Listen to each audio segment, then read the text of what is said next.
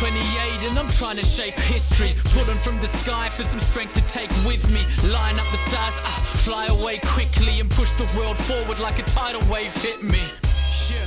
I ride the wave swiftly, I fear no man, check my titles mate quickly. Came from the sky with the light of day in me and grew my own wings so the pilot came with me. This show insists that I don't have a red light, so I never know whether we're recording or not, which I would rather like to know, given I can say some pretty dumb shit sometimes. G'day guys, it's Jack here with another Ask Jack segment for the Entourage community. Now, given that we have been inundated on every single platform and channel since we started doing this, we're now going to start to do them more frequently, to the point where we're going to be releasing one of these almost every single day. So if you have any questions about life, business, or how to live a life on purpose, hit me up on Twitter. My handle is @JackDelosa, or use the hashtag AskJackD. I'm pretty sure that's the right terminology. Or hit me up on Facebook, Instagram, doesn't matter. Any way you can get at us, do it. Ask questions and I will be answering them every single day. So hopefully this is a dialogue we'll be able to have in real time going forward. Let's get into today's questions. The first question comes from Amy Louise Hapgood, who is a superstar Scalable and Saleable member here with us at the Entourage. And Amy tagged me in a picture on Facebook and said she'd love to ask me this question. And it's simply a picture of a park bench looking over the ocean, and it says, if you could sit on this bench and chat for 1 hour with anybody from the past or present, who would it be? Amy, really good question. And it's actually one, I spend so much of my time studying the greats of history, studying people that have changed the course of history forever. People like Mandela, Einstein, Oprah, Jobs, Elon Musk, all those kind of dudes. And I ask myself the question often, who would I love to have a chat to? So,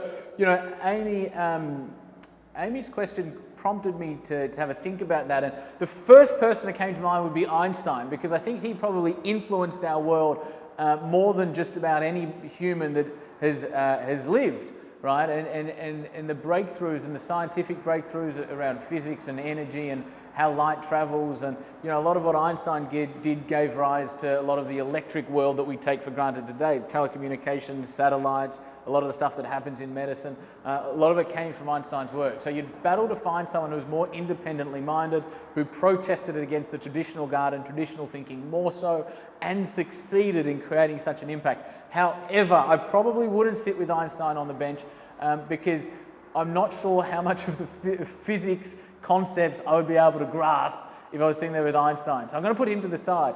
The second question I was thinking would be Elon Musk, right? But then again, I would like to hope that in the coming couple of years I will meet Elon anyway and hopefully be able to have a really cool discussion. So the person I was then left with, given that I've got this magical bench that I can sit on with anybody, I ended up picking Steve Jobs. I've been fortunate enough throughout my career to be able to spend a little bit of time with Richard Branson, be it working with his Branson Centre of Entrepreneurship over in Johannesburg in South Africa, or spending a week on Necker Island hanging out and having lunches and dinners and doing all that sort of cool stuff. And honestly, a big regret that I do have is that I never got to meet Jobs or see Jobs speak or have a chat to him or anything like that. So if I had this bench overlooking the ocean and I could speak to anybody that was an entrepreneur or an impactful individual, it would have to be Steve Jobs. Amy, love that question.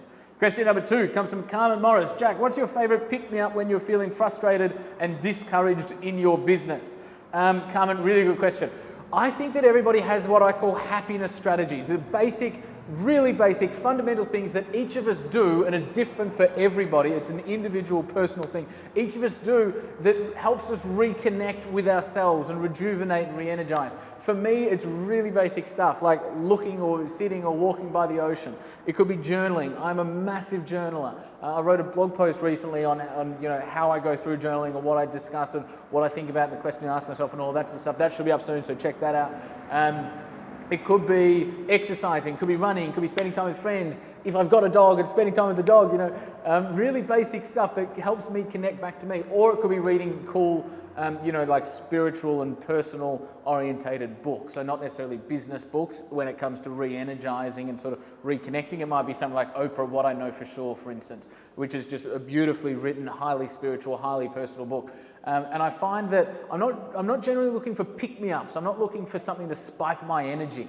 I'm not looking for external motivation. I'm not looking for rah-rah. I'm looking for connectedness. I'm looking for congruence. I'm looking for a feeling that I am really on purpose and somewhat balanced, right? So it's kind of the opposite to rah-rah. I want to feel balanced and grounded, and it's from that space that I'm able to do my best work and make my most effective decisions. So it's a whole bunch of stuff. I call them happiness strategies. Work out what you are. You've probably got between 4 or 6 of them. Just think, and for a lot of us, it's stuff that we used to do that used to make us feel real good that we no longer do, right? So think about what is it that I do that when I do, I disappear, that I feel reconnected to myself, that I feel happy all of a sudden. Start to do that. I don't calendarize it. I'm not a structured kind of a guy. I ritualize it. I do all of these things, probably 1 or 2 of them every single day, because that is my breath. That is how I reconnect.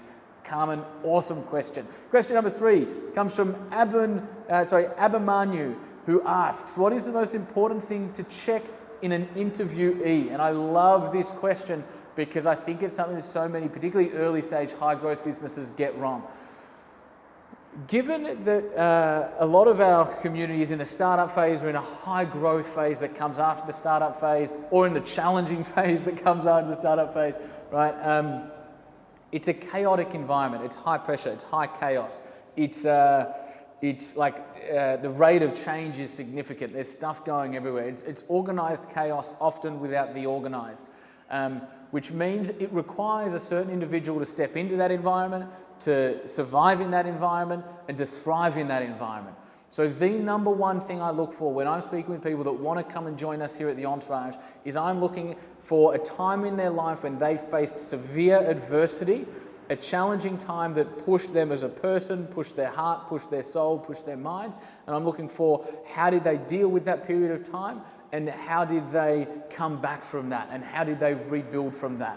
I think that in adversity, adversity builds a certain strength of character that a lot of other life events often don't build. I think that a lot of our growth comes in amongst a lot of our destruction a lot of the time, right? And there's often this sort of dichotomy, or this opposites, if you like, where sometimes it's the most challenging thing that happened to us. It's that hardest time. It's our biggest scar that often becomes our greatest gift, provided we have processed it and worked through it as well and as meaningful and as effective as we perhaps could have.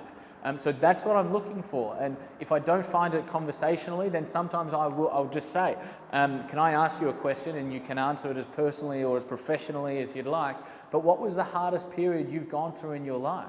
And then I just listen. And it's really important that when you ask somebody this question, we're not doing it in interview mode. It's not you have to answer this question and it better be good. We're doing this in human being mode. So I'm genuinely interested in you as a human being. What's some of the stuff you've been through? And then I listen to the response. And often you can get a gauge for how they dealt with that. If they don't share that immediately, then I'll simply ask something like, how do you reflect on that period now? Or what were some of the things you did to get through that period? And in answering those questions, they will tell you whether they view that period as a gift. They'll be able to tell you, did that make them a better person, or are they still playing victim to that particular circumstance, to that particular period in their life, which gives you a really strong insight into their character, how strong they are, and when things get tough in the future, which they will, if you want to step into this startup high growth environment, how will they deal with it? Because we need people with a high strength of character. And that doesn't mean bravado or arrogance, almost quite the opposite. It means someone that's balanced, mature, and that can ride the rough seas. Guys, really good questions. As I said, hit me up on Twitter, Facebook, Instagram, doesn't matter. Twitter and Instagram, I'm just Jack Delosa. Use the hashtag AskJackD. Ask me any questions you want about business, life, me, how I spend my time, how I think you should spend your time, startup business, growth stage business, raising money from investors, living life on purpose, my spiritual practices, my personal development practices, whatever it might be, hit me up. I want to have this discussion with you guys every single day from now on. So let's do it together. We will be able to make it awesome. Thanks for your time. I'll speak to you soon.